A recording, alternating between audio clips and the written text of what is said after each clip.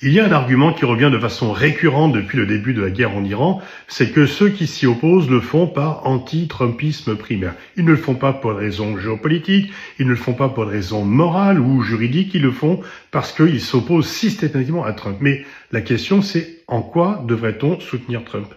En quoi est-il défendable ?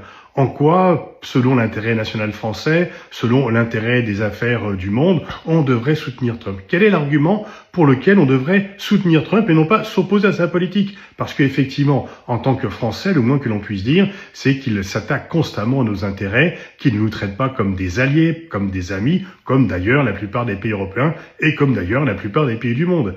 Et que sa contribution au désordre du monde, son goût de la violence, son goût de la brutalité, sa rupture du droit international, le nombre de morts qu'il a causé, sa volonté de s'imposer contre la volonté des autres et la négation de l'existence des autres ne peut en rien susciter un soutien. Donc il me paraît d'autant plus légitime de s'opposer à Trump que, en fait, il contribue beaucoup à agrandir le chaos du monde, à apporter de la violence, et la crise économique que nous subissons lui doit beaucoup.